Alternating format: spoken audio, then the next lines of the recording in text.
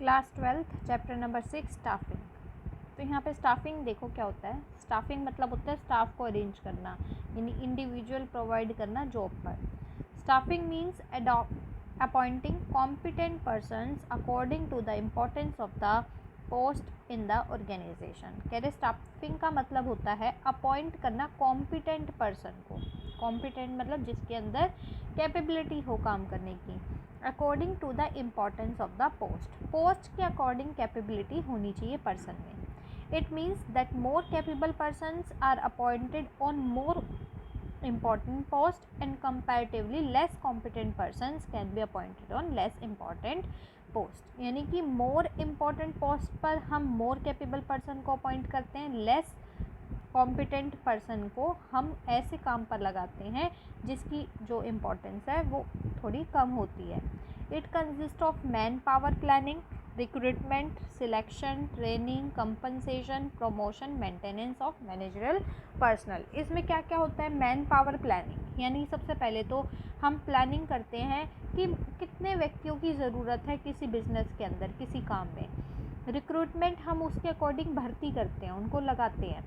Selection, recruitment हमने कह दिया कि हम तुम्हें भर्ती करेंगे, आप आइए इंटरव्यू दें, उसके बाद हम उनको सिलेक्ट करते हैं जो भी कॉम्पिटेंट पर्सन होता है। ट्रेनिंग देते हैं, कंपनसेशन, उनको पैसा दिया जाता है, उसके बदले में प्रमोशन किया जाता है अगर अच्छा काम करते हैं।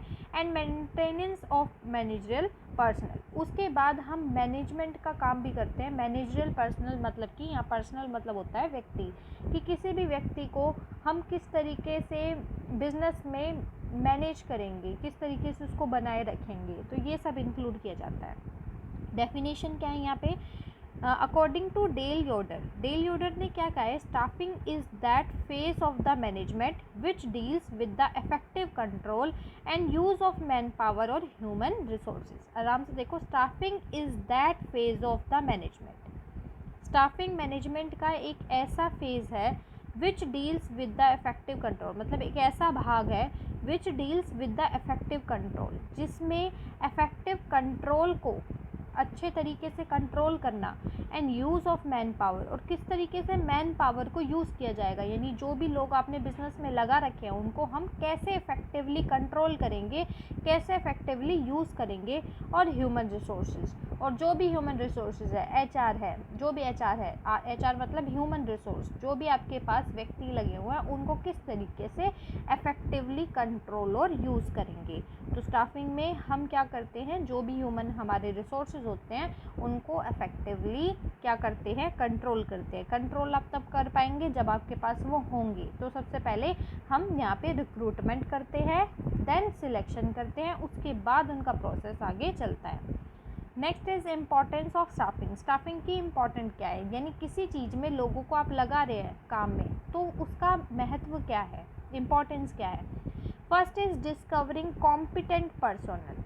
कॉम्पिटेंट जिसमें कैपेबिलिटी है वो पता लग जाता है आपको, डिस्कवर, आपको माइंड में आ जाता है, आपको दिख जाता है वो पर्सन जो भी उस काम को करने के योग्य होता है। By using latest techniques competent employees are selected. आपके पास, आप पहले के समय में ज़्यादा मेथड नहीं होते थे कि आप एक कॉम्पिटेंट पर्सन की कैपेबिलिटी को आप चेक कर सकें कि उसमें कोई कैपेबिलिटी है, या किसी भी इंडिविजुअल की कैपेबिलिटी को चेक कर सकें। लेकिन आजकल डिफरेंट टेस्ट है, जैसे कि रिटन टेस्ट किया जाता है, इंटरव्यू किया जाता है, और भी बहुत सारे सिलेक्शन प्रोसेस होते हैं जो किए जाते हैं। उसके अकॉर्डिंग हम क्या करते हैं? डिस्कवर करते हैं कॉम्पिटेंट पर्सन को।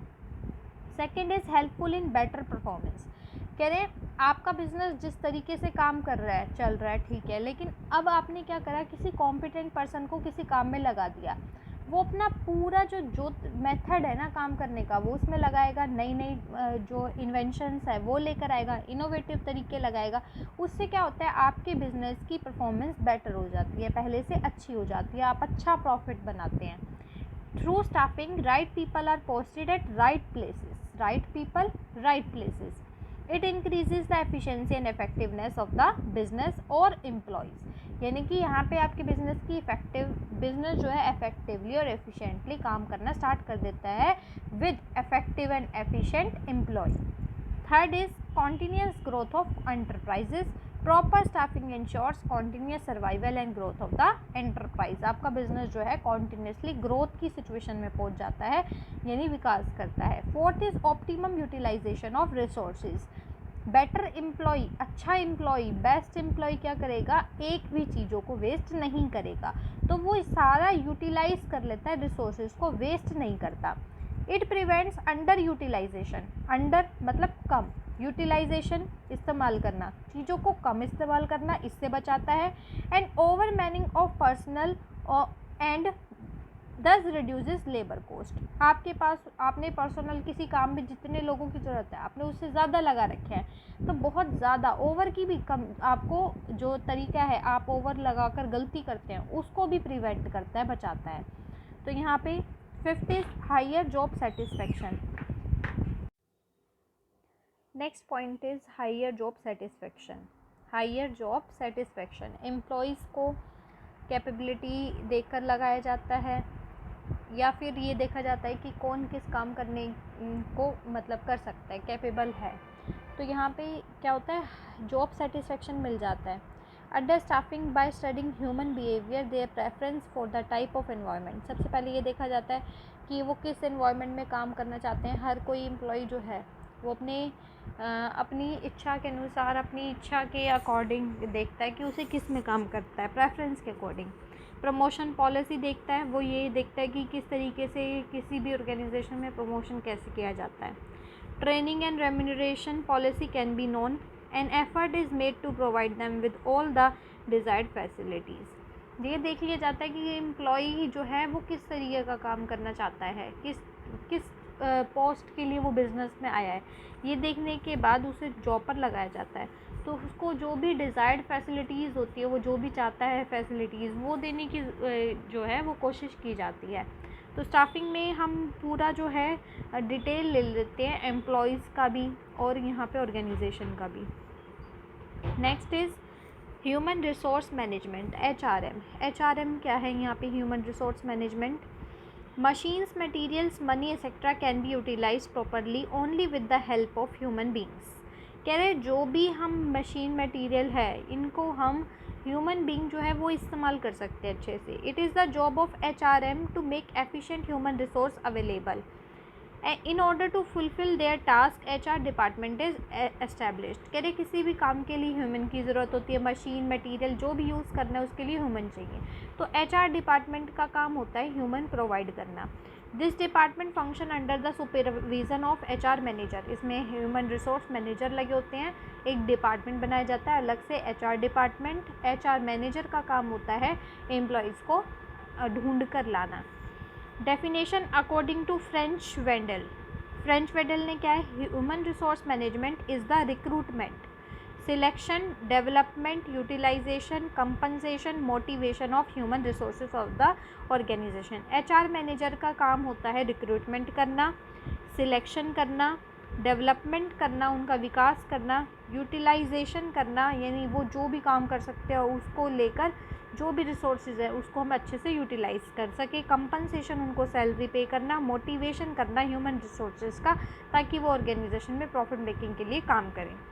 Staffing as a part of HRM human resource management के अंदर ही स्टाफिंग को इंक्लूड किया जाता है। ह्यूमन रिसोर्स मैनेजमेंट में ही स्टाफिंग का प्रोसेस किया जाता है। Staffing functions deals with human element. This play an important role in the success of an organization. Second is, as an organization grow the number of people employed increases. कह रहे जैसे जैसे organisation grow होता है वैसे वैसे जो लोग हैं वो भी बढ़ने लग जाते हैं, उस ऑर्गेनाइजेशन में ज़्यादा एम्प्लॉयज़ काम करना शुरू कर जाते हैं। And a separate department called the HR department is formed. अब क्या किया जाता है, HR डिपार्टमेंट बनाया जाता है विच कंसिस्ट ऑफ स्पेशलिस्ट, जिसके अंदर स्पेशलिस्ट काम करते हैं और एक्सपर्ट्स होते हैं जो कि पीपल से डील करते हैं। अब जो भी हमने एम्प्लॉय लगा रखा है उनका हमें क्या करना पड़ता है, बार बार चेकिंग करना पड़ता है, सुपरविज़न करना पड़ता है। तो सुपरविज़न का काम, उनको मोटिवेशन का काम, रेम्यूनरेशन का काम, उन्हें बनाए रखने का काम सारा किसका होता है, HR डिपार्टमेंट में HR मैनेजर का काम होता है। Activities of HR management. HR management में क्या क्या एक्टिविटीज़ होती हैं? First is human resource planning, ये देखा जाता है कितने रिसोर्स, कितने ह्यूमन की ज़रूरत है किसी काम के लिए। सेकंड इज़ रिक्रूटमेंट किया जाता है, जितने चाहिए होते हैं सिलेक्शन किया जाता है। थर्ड इज़ उनके कैरियर को ध्यान में रखा जाता है कि जो भी हमने एम्प्लॉय लगाया उसकी कैरियर बना रहे, उसका कैरियर ग्रोथ करे। परफॉर्मेंस अप्राइजल, चेक किया जाता है कि किस तरीके से परफॉर्मेंस वो कर रहे हैं, पास्ट का और प्रेजेंट का हम कंपैरिजन करते हैं। मोटिवेशन किया जाता है, कंपनसेशन, उनको सैलरी दी जाती है। सोशल सिक्योरिटी दी जाती है, यानी सामाजिक रूप से उनको सिक्योरिटी दी जाती है, अगर उनको घर चाहिए, रहने का चाहिए या कोई भी फैसिलिटी चाहिए वो ध्यान में रखी जाती है। Next is defending the company in law suits.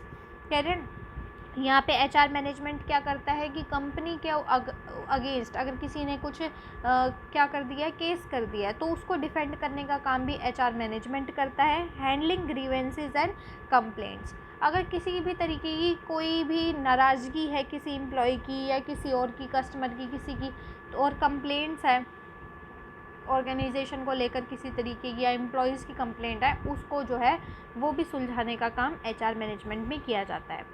Process of staffing, staffing का प्रोसेस क्या है, स्टाफिंग कैसे किया जाता है? First is estimating the man power requirement. सबसे पहले एस्टिमेट यानी अनुमान लगाया जाता है कि कितने मैन पावर, कितने लोगों की रिक्वायरमेंट है बिजनेस में या किसी पोस्ट पर। ड्राफ्टिंग किसी डिपार्टमेंट में, तो फर्स्ट है यहाँ पे कह रहे हैं first drafting work force requirement in an organization. सबसे पहले हम देखते हैं ऑर्गेनाइजेशन में कितने वर्क फोर्स की रिक्वायरमेंट है, तो उसका पूरा हम स्ट्रक्चर जो है वो एक जो रिपोर्ट है वो तैयार कर लेते हैं। Defining the job related activities, job से रिलेटेड एक्टिविटी डिफाइन की जाती है एम्प्लॉय को। रिक्रूटमेंट किया जाता है with a specific set of skills, उसके पास स्किल्स होनी चाहिए उस जॉब को लेकर, नॉलेज होनी चाहिए, क्वालिफिकेशन और एक्सपीरियंस के अकॉर्डिंग उस पोस्ट पे उसको लगाया जाता है। Second is workforce analysis, enable the enterprises to access the number and type of employees.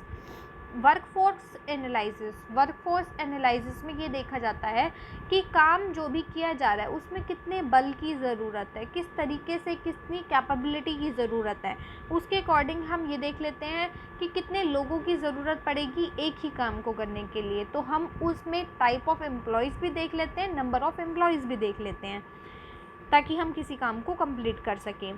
Third is over staffing and under staffing is ascertain, हम ये पता लगाते हैं कि कहीं किसी भी ऑर्गेनाइजेशन में, किसी भी डिपार्टमेंट में ज़्यादा स्टाफ तो नहीं है, इतने की ज़रूरत नहीं है, कम से हो सकता है काम, लेकिन ज़्यादा लगा रखे हैं तो उससे बिज़नेस के खर्चे बढ़ते हैं, उनको सैलरी देने का खर्चा बढ़ जाता है, उनको मैनेज ट्रेनिंग करने का खर्चा बढ़ जाता है। ओवर स्टाफिंग को भी कंट्रोल किया जाता है। अंडर स्टाफिंग भी बेनिफिट नहीं देता, अगर स्टाफ कम है तो काम पूरा नहीं हो पाएगा, टाइमली काम नहीं हो पाएगा तो प्रॉफिट पे इफेक्ट पड़ेगा, ग्रोथ पे इफेक्ट पड़ेगा, तो ओवर स्टाफिंग अंडर स्टाफिंग को भी ध्यान रखा जाता है। Second process is recruitment, recruitment मतलब होता है भर्ती करना। It may be defined as the process of searching for prospective employees, कह रहे हैं इसमें हम सर्च करते हैं किसी एम्प्लॉय को, stimulating them to apply for jobs in the organization, उनको मोटिवेट करते हैं या फिर उनको बताते हैं अपनी जॉब के बारे में कि हमारे ऑर्गेनाइजेशन में इस पोस्ट पर ये वैकेंसी है, खाली है, ताकि दूसरों को पता लग जाए और वो अप्लाई कर सके।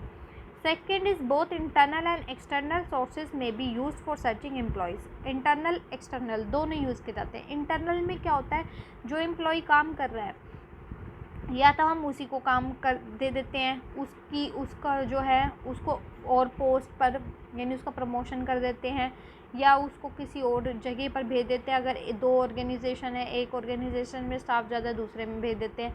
ये होते हैं इंटरनल की अंदर से ही पूरा कर रहे हैं, या एम्प्लॉय से ही कह देते हैं कि तुम किसी जानकार को ले आना। एक्सटर्नल में हम बाहर से करते हैं, जैसे कि बाहर में एडवर्टाइजमेंट हमने दे दिया न्यूज़पेपर में कि हमें नए एम्प्लॉयज़ चाहिए, तो बाहर से किया जाता है। तो इंटरनल एक्सटर्नल दोनों तरीके से रिक्रूटमेंट किया जाता है। थर्ड इज सिलेक्शन किया जाता है। It is the process of choosing and appointing the right candidate, इसमें हम राइट कैंडिडेट को राइट पोस्ट पे अपॉइंट करते हैं। टेस्ट किए जाते हैं, इंटरव्यूज़ किए जाते हैं, एग्ज़ाम्स किए जाते हैं। It ensure that the organization get the best candidate, इस चीज़ का ध्यान रखा जाता है कि ऑर्गेनाइजेशन को सबसे बेस्ट कैंडिडेट मिले सिलेक्शन के अंदर। The selection process enhances the self esteem and Prestige of the selected candidate, इससे सिलेक्टेड कैंडिडेट जो है, जो भी हमने कैंडिडेट सिलेक्ट किया उसकी रेपुटेशन को इंक्रीज़ करने में मदद करता है। यानी कैंडिडेट को खुद को प्रूव करने की बार बार ज़रूरत नहीं पड़ती कि मैं ये काम करूँगा, ऐसे करूँगा, ये करूँगा, वो पहले ही सिलेक्शन में सब कुछ डिसाइड हो जाता है। Fourth is placement and orientation. Placement refers to the employees occupying the position and post for which the person has been selected. Placement में जिस पर्सन को जिस काम के लिए सिलेक्ट किया जाता है उस पोस्ट पर उसे लगाया जाता है, प्लेसमेंट दी जाती है, उसे काम करने का स्थान दिया जाता है। Orientation is thus introducing the selected employee to other employee. Orientation में जो भी हमने एम्प्लॉय सिलेक्ट किया उसको हम इंट्रोड्यूस कराते हैं एग्जिस्टिंग एम्प्लॉय से, जो पहले से उनको काम कर रहे हैं। साथ ही साथ उस एम्प्लॉय को काम के बारे में भी बताया जाता है कि उसको क्या काम करना है, कैसे काम करना है, ऑर्गेनाइजेशन के बारे में, रूल्स रेगुलेशंस और पॉलिसीज़ के बारे में भी उसे बताया जाता है। तो प्लेसमेंट में उसे प्लेस बताया जाता है कि कहाँ पे उसे काम करना है, कैसे काम करना है। ओरिएंटेशन में रूल्स रेगुलेशंस के बारे में बताया जाता है। साथ ही साथ बाकी के जो एम्प्लॉयज़ हैं उसके साथ काम करने वाले उसके कलीग्स, उनसे भी इंट्रोड्यूस करवाया जाता है। ट्रेनिंग एंड डेवलपमेंट, उन्हें ट्रेनिंग दी जाती है। अगर किसी को काम करना नहीं आता, ये पता नहीं है, क्योंकि कैपेबिलिटी तो है लेकिन काम करने का एक्सपीरियंस नहीं है, तो वो प्रोवाइड किया जाता है ट्रेनिंग के लिए। डेवलपमेंट मतलब उनको ग्रोथ किया जाता है। Sixth is performance appraisal. Performance appraisal means evaluating an employee's current and past performance as against certain और प्री डिटरमाइंड स्टैंडर्ड। आज के समय में वो एम्प्लॉय कैसा काम कर रहा है और पहले कैसा करता था, दोनों को कंपेयर किया जाता है। ग्रोथ होनी चाहिए उसके अंदर, ऐसा ना हो कि पहले जिस तरीके से था वो और ज़्यादा गिर गया, तो परफॉर्मेंस को चेक किया जाता है। Once an employee has undergone a training, his or her performance is evaluated. अगर उसको हम ट्रेनिंग दे रहे हैं तो ट्रेनिंग से उसकी परफॉर्मेंस बढ़नी चाहिए, ना कि घटनी चाहिए, तो उसकी परफॉर्मेंस चेक की जाती है। Promotion and career planning, promotion के बारे में और उसकी कैरियर प्लानिंग के बारे में भी पूरा सोचा जाता है। कंपनसेशन, उसको कितनी सैलरी दी जाएगी, इंसेंटिव, कमीशन, ये सब देखा जाता है कि उसको कंपनसेशन कितना मिलेगा।